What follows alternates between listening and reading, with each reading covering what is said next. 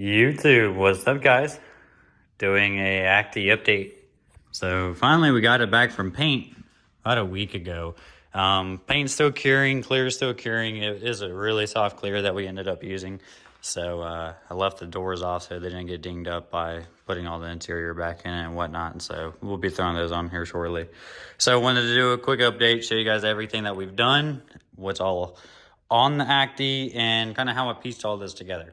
So I got these wheels before I even had the truck and whatnot, as it was on the boat. Found these on Marketplace. These are a 15 by 9, 4 by 100. It is a 0 offset, so there's a little bit more in the back lip, a little bit more in the front lip. On a 205 50 15 Toyota R888. Had to go with the Japanese tire, obviously. So I'm waiting. It's on a jack stand now, so I'm waiting to get spacers for it. And then also, once I get the spacers, I'm gonna put those on, see what I'm gonna need to do with the spring setup. If I have to put a spring on it or do a lift. I'm trying to avoid doing a lift because I want it to be as low and stuffed as possible. So this is a Sherwin-Williams color. I'll leave in the description of it the paint code if you guys are interested in it. It is their Cardinal Ruby is what this color is called. So what I did was took the dash out, everything out, all the sound deadening. I dry iced the sound deadening, removed everything. I painted the dash with SEM Camel. I got a entire case of it. That was like $200. Painted all the pieces, took the pieces back to Sherwin-Williams, and then we took the pigment scanned it. And then this is one of their Dominator kits, bed liner kits, tintable base. And then we took the tint, pigment scanned it, and then boom, that's how we have the bed liner, the same pigment as the SEM Camel. If you're wondering, this bed liner, just material, it was like $175 for the kit, and then for the tint base, it was about another $175, $180. So roughly, with a little bit of material, $400 to $500 for the bed liner. And then I also took that same piece, went to the upholstery shop, and then we talked, and then he matched that color with this leather, and then this is just bride gradation material that you can get. And then we took the stock material and then ribbed it and then sewed all the ribs to give it that JDM kind of look. Same thing with the headrests. And then the back of the headrest.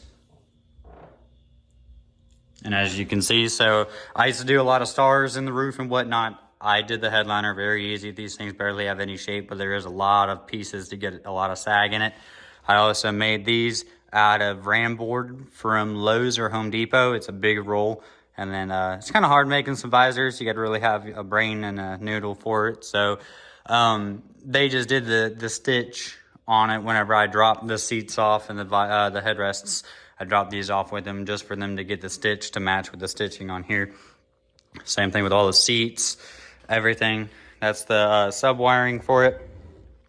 I just simply did a 6.5 scar sub, and then I made these plates both sides. I only painted this one because you can see this. But yeah, boxes off of Amazon. It's a little 6.5 box, and then I took the material off of it and then wrapped it with some suede, and then had these plates made, and then I put them on like that. And then I still got to make like a little bracket off of this bolt, and then just run it behind on the sub, and then run some screws into it, just so it doesn't go anywhere. But same color as everything. It's just the camera kind of throws it off. But yeah, so we got doors are still off, engine's clean. I do have the plexiglass rear clear engine cover from No Rush Racing, and his name is Chandos, I do believe.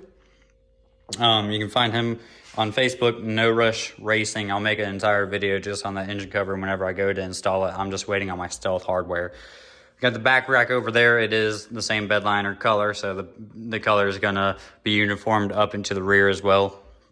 That'll be cool. Bring up the color. My plate for the battery cover, that's getting powder coated as we speak. Same thing with all the latches and hinges. Those are getting powder coated, just simply black with some burgundy flake in those, just to bring the red into that. It is AC, true AC, as you can see. Everything is entirely cleaned as best as it possibly can be. We wet sanded the dash, or the cluster plastic too, took that apart. Everything is killimatted from the entire roof, all behind the dashboard, all under the carpet, on the tunneling. Everything is entirely killimatted. Still got to get my billet oil cap and gas cap. And then still got to get my clear, chrome clear housings. There's a lot of stuff that we're going to be waiting on. The 95 van style door trims to hide the carpet gap, waiting on those two. Cannot find a set of those to save my life. I do have the OEM Honda mats that are going to go in it, if y'all are wondering for that. So we got a white quick disconnect NRG steering wheel, and it's a machined face with a white actual wheel. And then I'm going to put Toyo sticker lettering, just Toyo, on the tire. So it's going to be white on the tire, white with that, so the machine with the machined. And then we're going to have the, I got a black banner right there. I'm going to put a black banner on top, and it's going to say Toyo tire on that too. So it's going to be a little bit of white, a little bit of white, a little bit of white. And then that's also going to match the stitching on the seating. So everything else is also color matched entirely. So we're waiting on some things for it. Just to wrap it all up, got to figure out the suspension and how we're going to be fully doing it and whatnot. I wanted to do some cab lights, but I ended up not doing it. I'm not a big fan of doing the roof racks and whatnot. This truck is not the style to do that with. I will go, I'm going to save that. I'll go ahead and just do it on the YouTube video. It's not like a whole lot of people are going to be watching and copying this. But my idea is, so we're going to be taking the rack, installing it once all the bed sides and everything's all put on. We're going to install the rack. And then we're going to take the two center bars. As you can see, the two center bars right there, boom. We're going to run 2 bars like a Baja truck to like right in front of the engine plate here. So there's going to be 2 bars running up.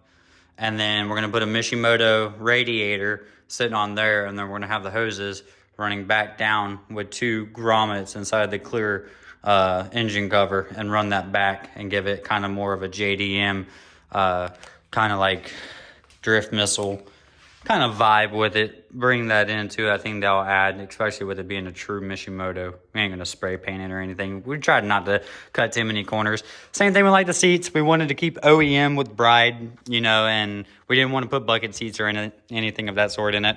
Wanted to keep it OEM, buttons on it. I wish I had the net, but still with this on it, it's not like you're gonna be able to put anything in it. So those things came out dope. So price point where we're at. I spent total of $3,500 on the truck and shipping, another $1,000 at port from the 20% taxes and yada yada and all that. Twig, that was about $1,000 extra dollars. So we're at $4,500 with the truck. Paint, call it $2,500. Puts it at what, $7,000. The wheels, $1,200-1,300. There's $8,300. Bed liner was about $500. I did it myself. I had a compressor already that could range from anywhere from bottom dollar, $400 up. God knows what you can spend on doing a bed liner. So let's call that $400. So, I mean, right there. And then all the seating and visors, and then them doing the headrest and stitching visors, that was another $900. So let's call that 10 grand. I mean, you got the plates for the sub, you got all kinds of shifter bushings. The list goes on and on. That's not even counting sanding the frame and painting the frame and 2K'ing the frame. The list goes on and on and on and on, and sourcing out stuff like the door trims and the interior paint. That was another $300-400 right there just off of doing all that. The list goes on and on. When you do a full build like this on one of these Actis, you're looking at bottom dollar 10 grand. That's why people can sell these built trucks for 15 to 20 when they're fully spec'd, as you can see.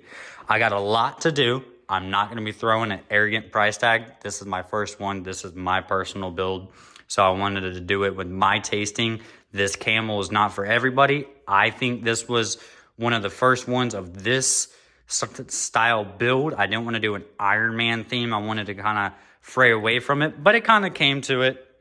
Especially with the wheels being gold and whatnot. It kind of has an Iron Man theme to it.